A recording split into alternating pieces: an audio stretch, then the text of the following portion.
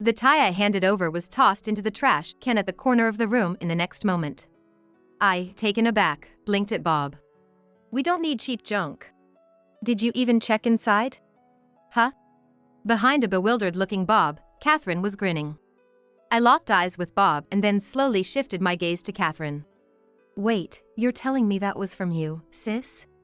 "Sorry it looked cheap." Catherine's well-composed face transformed into something terrifyingly fierce. Seeing her like this, Bob was visibly shaking. I thought Michelle picked it out." "Just 'cause Michelle picked it doesn't mean you can just throw it out." Catherine was fuming, and I, rather inappropriately, was getting excited. "I'm going to reveal all of Bob's misdeeds right here and now." I took a deep breath. "My name is Michelle. I'm a 47-year-old part-time working housewife. Soon after graduating from college, I got married and had a child, so it feels like I've already started my second life. But with Bob still actively working, and me working a full-time part-time job for the last 10 years, we haven't had time for things like traveling. So, this second life is pretty much business as usual." I met Bob in college. It was just a regular college, but they had active clubs, especially the basketball team, which was top tier nationally. And the captain of that basketball team was Bob. He was tall and well-built, the team's main player and ace. Back then, Bob was quite popular, and I, being one of the team managers, never thought he'd choose me. But he did, even confessing his feelings for me. I felt on top of the world. He proposed when I was in my senior year of college, assuring me he was financially stable as he was already working. My parents, having also married as students, had no objections, so half a year after starting my senior year, we got married. We had a simple but decent wedding, and I was very happy. The first year of our marriage was smooth sailing. I had decided not to go full-time because Bob's company frequently relocated its employees, so I continued my part-time job. But, near the end of college, I found out I was pregnant, and to ease Bob's concerns, I quit my job. During my pregnancy, my sister-in-law Catherine and my in-laws were super supportive, making me feel grateful for marrying into such a family. However, after our daughter Julia was born, our marital bliss began to fade. Julia, who often cried at night and was a clingy baby during the day, was quite a handful for a first-time mom like me. Catherine and the in-laws did help, but there were times when I had to manage on my own. I often found solace in crying alone. Bob, on the other hand, although initially supportive, began to frequently go out for drinks, and by the time Julia was 6 months old, he stopped helping with household chores entirely. Even on his days off, when I'd ask him to spend some time with Julia, he'd begrudgingly play with her for about 10 minutes, then pass her back to me and head off to the casino or somewhere. "Hey, can you spend a bit more time with Julia?" "Ugh, I'm kinda busy, you know?"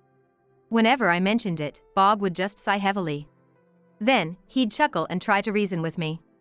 "You might not get it since you've never worked outside the home, but being a working adult is tough.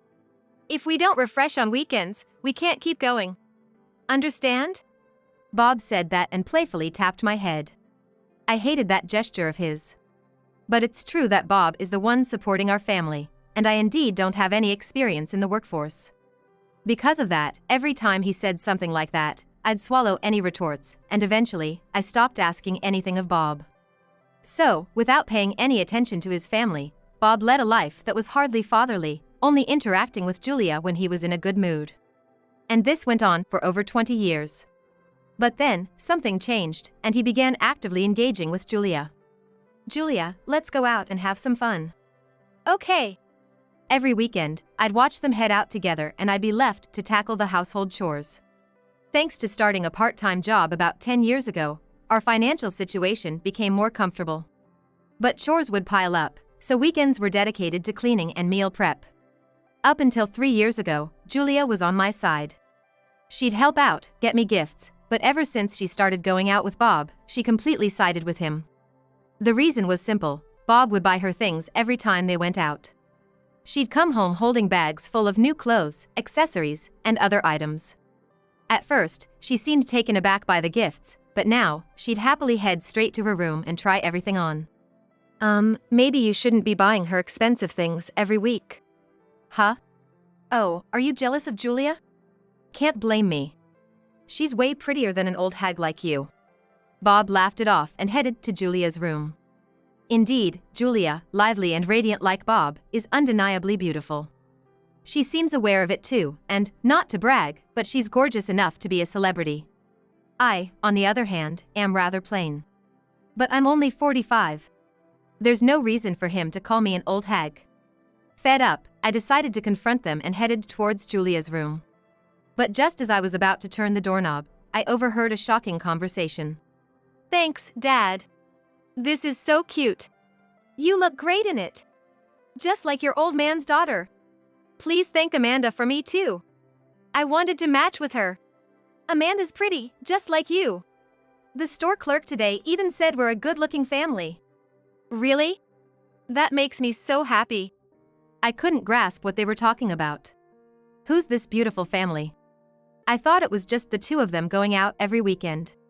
Standing there with my hand on the doorknob, my eyes widened in confusion.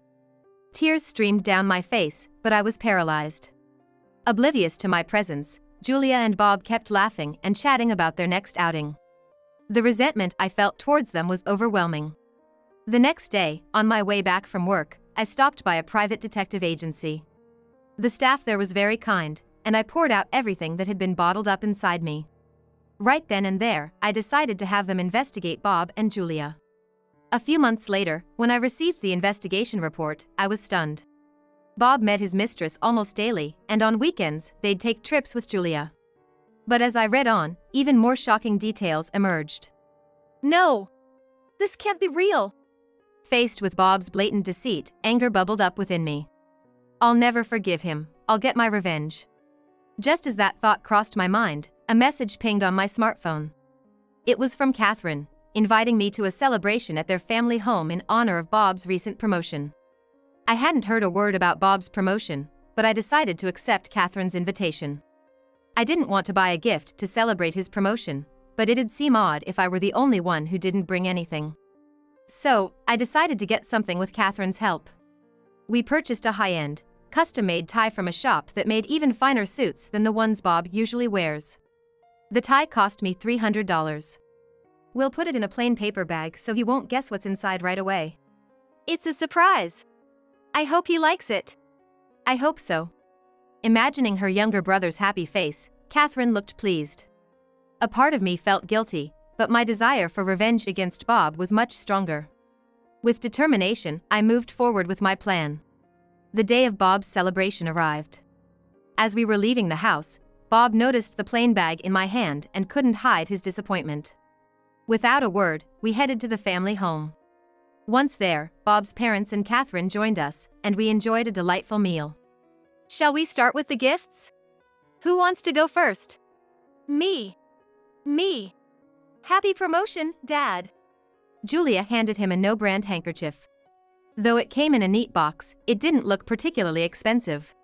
But Bob, who usually loved branded items, accepted it with a smile.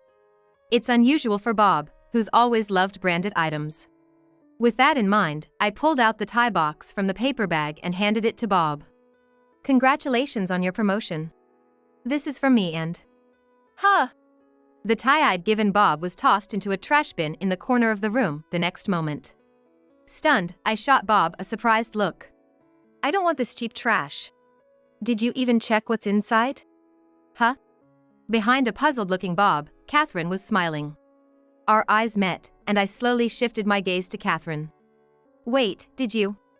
My bad for choosing something cheap. Catherine's calm face suddenly turned fierce.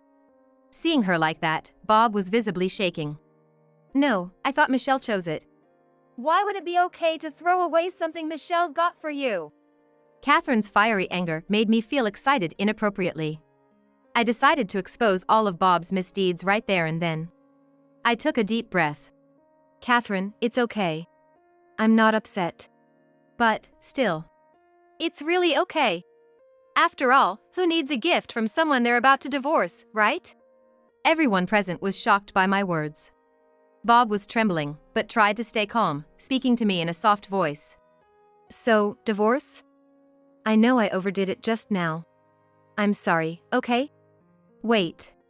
You think this is all about what just happened? What are you talking about?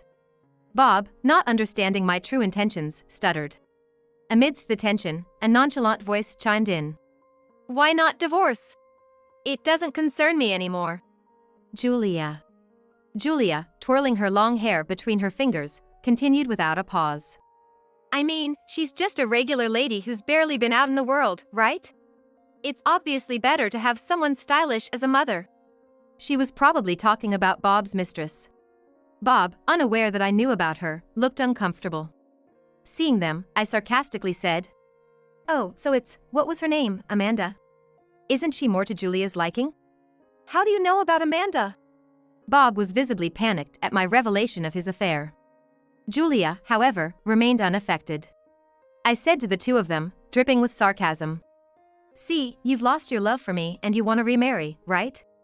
Too bad I don't have the time or the interest in someone else right now.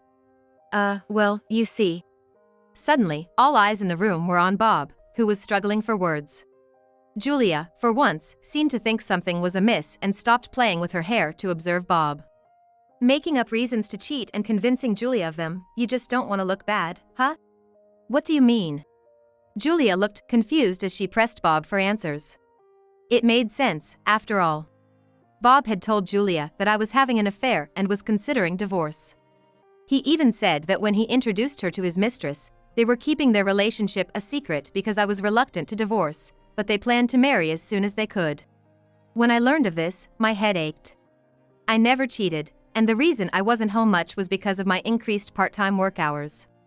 Deceiving our daughter with lies and luring her with gifts? That's just the worst kind of parenting. Dad, you said Mom was cheating, right?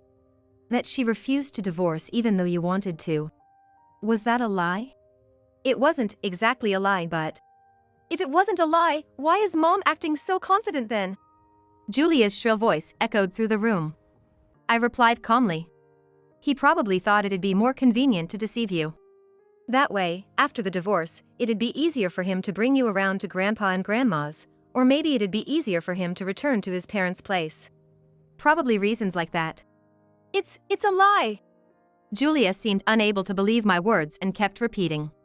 It's a lie. Bob was visibly shaken and pale. I handed him the business card of a divorce attorney. Wait, Michelle, can we discuss the divorce? Aren't you planning to marry, what was her name, Vanessa? It seems Julia likes her quite a bit, so I don't see a problem. But, we've been together for over 20 years, there's a bond. The bond you're talking about isn't with me, it's with the alimony you don't want to part with, isn't it? I said sharply, and he glared back, clearly struck by the truth. The image I once admired was nowhere to be seen. He just looked like a regular middle-aged man. It's only now that I realize my feelings for him have completely vanished. Is that true? Suddenly, Catherine's voice cut through the tense room. Bob visibly flinched. The real person to be feared in this house wasn't the in-laws, it was Catherine. She had been engaged to a man who cheated on her and had been single ever since. Despite her beauty and being the center of attention wherever she went, Catherine rejected all advances after her engagement was broken off. You know I despise men who cheat, right? Yes. So why did you do this? You hurt Michelle. What were you thinking? Catherine's voice was steady, but there was an undertone of quiet anger. Everyone in the room was on edge. Bob was shaking, his face pale. Right now, the best thing you can do is accept the divorce, pay the alimony, and then cut ties with this family. Got it? Cut ties? Why? Because I can't stand the idea of such a terrible man being part of our family. Catherine shot back. Bob's eyes widened in shock, and he slouched in disbelief. Those words must have hurt, especially since Bob had always been so close to his sister. Tears began to form in his eyes. Michelle should be the one crying. You don't have any right to shed tears, Catherine said, not letting up. Bob remained silent, his gaze dropped. I then decided to hand him another document to seal the deal. Oh, by the way, I got this from Amanda. I informed him. You met Amanda? Bob exclaimed. When he saw the document I handed him, his eyes darted back and forth in confusion. It was a formal request for alimony. What? What's this alimony claim all about? Isn't it because you lied about being single?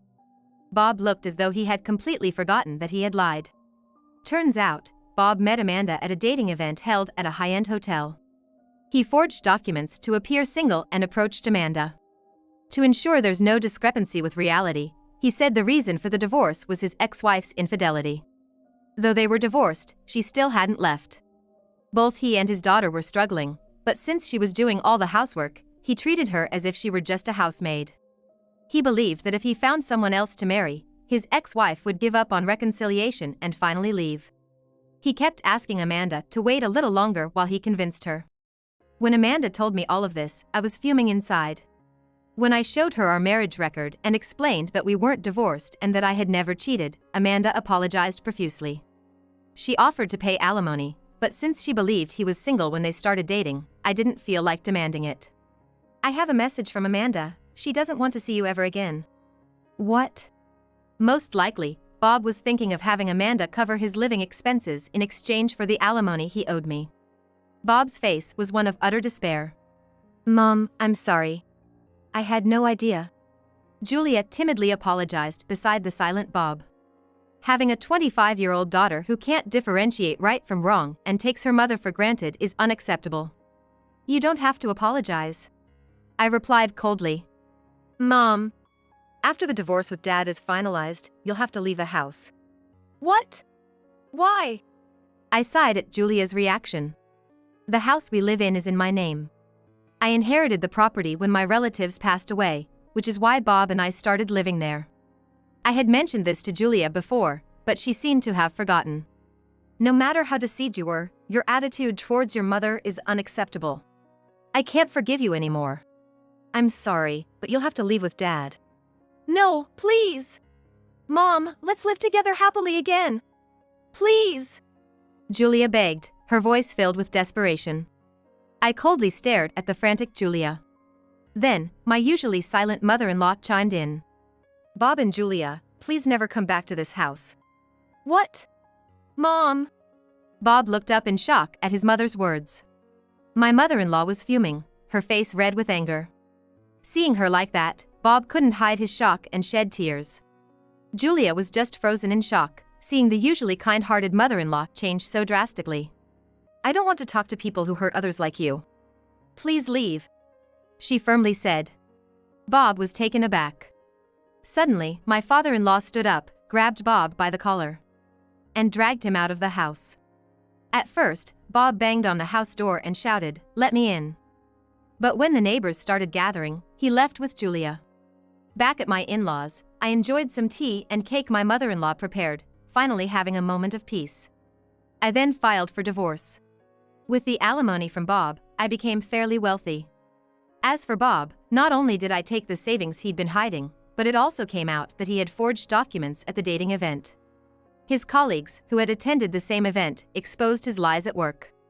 As a result, he lost his credibility and, despite having been promoted, was sidelined. Julia made a significant error at work. While she wasn't fired, her salary was substantially cut. Moreover, I heard she had an affair with a married senior colleague at work and is currently in a dispute about it. The apple doesn't fall far from the tree, I thought to myself, feeling somewhat detached from the whole situation. It seems that after being kicked out of the house, the two of them started living together. However, since I always took care of all the household chores, neither of them know how to do any, so their house is a mess, they constantly eat out, have no money, and they argue daily. On another note, Amanda, after breaking up with Bob, married her childhood friend. I heard through the grapevine that she's now a mother of twins. Even though she must have been hurt being deceived by Bob, it's good to see her moving forward and grabbing a happy future. I felt a sigh of relief. I thought our relationship with my in-laws and Catherine might end because of what Bob did, but we're still on good terms. According to Catherine, she considers me like a sister, so our bond won't break so easily. I'm really grateful to have such a kind-hearted family-in-law. And guess what? Catherine recently got herself a boyfriend. He's 5 years older than her. Even though Catherine used to say she'd never marry again, he's so gentle and understanding that he could melt her stern heart. Recently, I heard from my mother-in-law, in a secret sharing tone, that Catherine has been sneaking bridal magazines into her room. It was heartwarming to see her act so cute about it. As for me, I was promoted to a full-time position at the company where I was working part-time, and I'm really hustling. Life is pretty busy, but living just for myself is quite fun. I sold the house and started living on my own. It was quite a shock when all my moving boxes fit into just one cardboard box. Now, I'm slowly getting furniture that suits my taste. Living surrounded by things I love makes me so happy, and no matter how busy I am, when I get home, I feel so refreshed and recharged for the next day. I often think I should have made this change sooner. Recently, a colleague has asked if I'd like to adopt a cat. Life with a cat? Sounds good. With these thoughts in mind, I decide to live my life, being true to myself.